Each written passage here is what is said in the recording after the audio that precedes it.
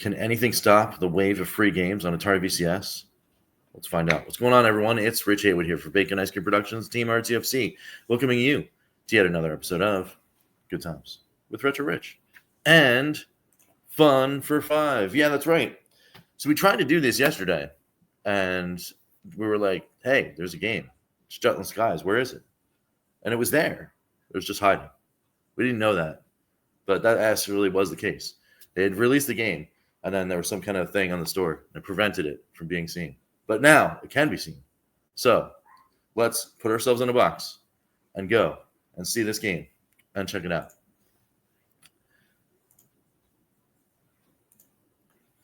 All right, here we go. It is Jutland Skies 2600 from Kiki 2600 and Crash Productions. In Jutland Skies, you must reach the island of Silt. I'm sorry, I can't see sometimes with this. I'm on the little screen. I'm in a box in a box. On this island, you make plans to undertake a daring endeavor to commandeer a German aircraft to continue the rescue mission in a land of uncertainty. Will you make it out alive? Rated E for everyone. Compatible with, of course, the classic controller, which we're not playing with because I didn't bring it, and the modern controller, which I got right here. It was, of course, free. So, what's better than free? It's great. We've got some cool things here. Live score energy bar, looking like a classic arcade shooter looking like thing. That's kind of cool. So let's go to the manual and check this thing out. Hopefully the Atari won't reset on itself. There we go. Jutland Skies. Nice artwork. Again, loving the artwork on these things. Oh, cool. Even more artwork there. Battle of Jutland occurred during World War I from May 31st to June 1st, 1916, between the British Royal Navy and the German Luftwaffe. Located in the North Sea, west of the Danish coast, it became the largest naval confrontation of the war, involving battle cruisers, battleships, and destroyers. That's really cool. This is actually history-based. Led by Admiral John Jellicoe, the British forces faced the German forces, commanded by Admiral Reinhard Scheer. The battle concluded without a clear victor, but the British fleet suffered greater losses in ship numbers, while the German fleet sustained significant damage. Post-battle, the German fleet largely stayed in port, making a shift towards the unrestricted submarine warfare. The Battle of Jutland left an indelible mark on naval history, influencing subsequent strategies during World War I. Additionally, it marked one of the first instances of naval aviation playing a role. The British Grand Fleet used seaplane characters such as the HMS Campina and the HMS Ignadine, or Ignadine, maybe, for the reconnaissance and air power projection. Despite challenges like communication issues, this pioneering use of aviation foreshadowed the future impact of air power on maritime conflicts. The battle began with a dynamic clash between reconnaissance forces involving scout planes and vessels that played a pivotal role in shaping the tactical landscape. These scouts, with their aircraft and ships, provided crucial data on enemy movements, laying out groundwork for the thrilling aerial engagements in the skies above the Battle of Jutland. And there's another picture of stuff there. And then there's the game story. After the reconnaissance clash of the Battle of Jutland, one aircraft suffered serious damage, preventing its return. And in desperation, the pilot makes a courageous decision to head towards the island of Silt under German control. On this island, the pilot plans to undertake a daring endeavor to commandeer a German aircraft to continue the rescue mission. The island of Silt becomes the setting for this brave adventure, where each moment brings challenges and uncertainty.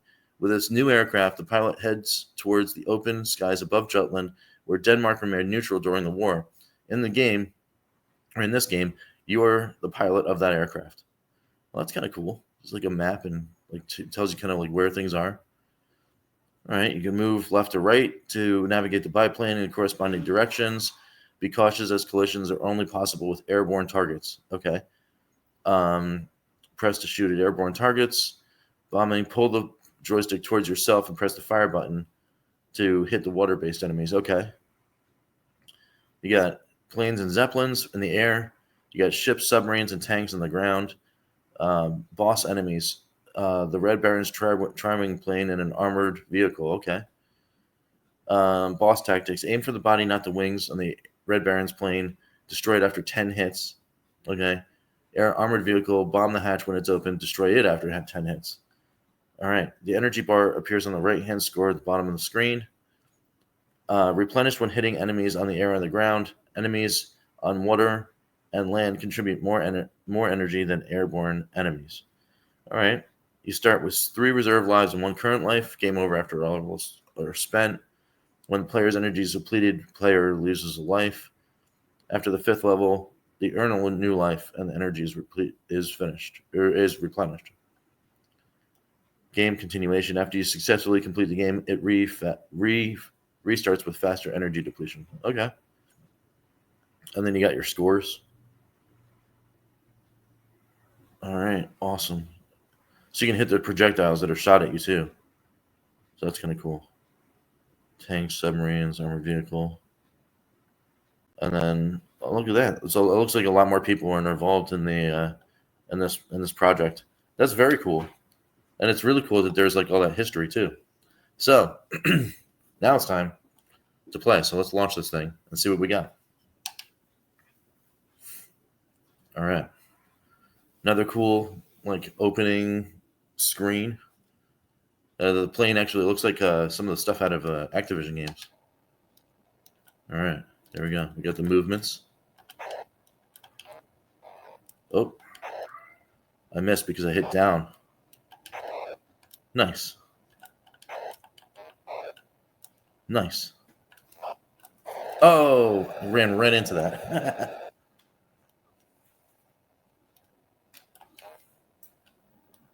Oh, I must have missed him. I've got a little bit of a delay here on the screen, so we're probably going to have a lot of restarts today.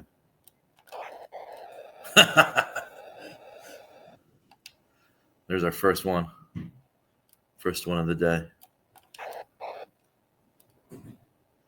So I got to lead my shots. Oh, I can't lead the shots against the ground ones. And I should probably just let things go. I mean, if they're close enough, maybe.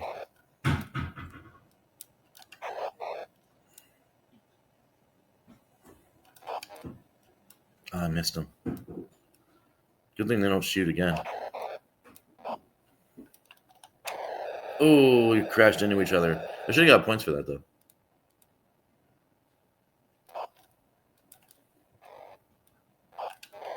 Oh, he got me. Oh. I could see that the island was coming up, though.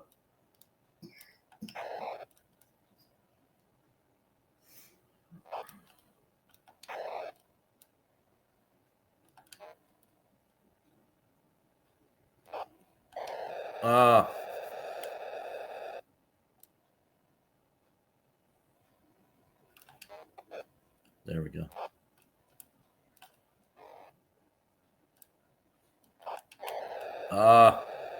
Right into the thing.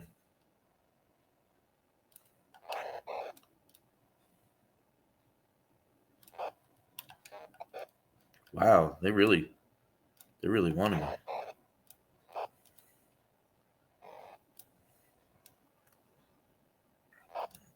Yeah, I can let some of these go now. Whoa! They weren't messing around.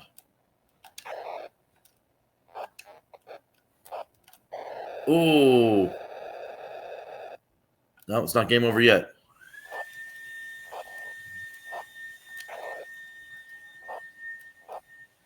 Oh, no! One more time.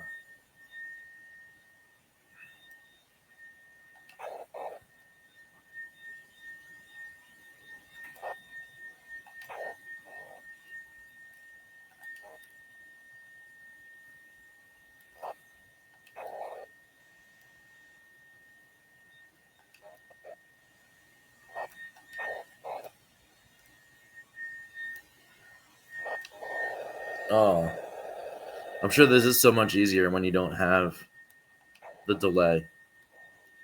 Because I'm probably working on, I don't know, like 10 or 30 frame delay.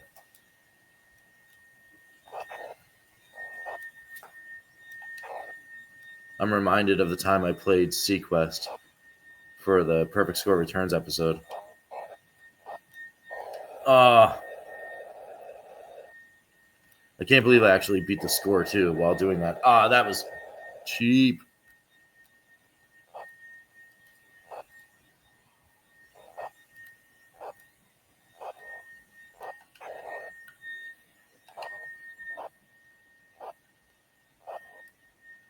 I want to see what happens. Oh, I'm not going to though.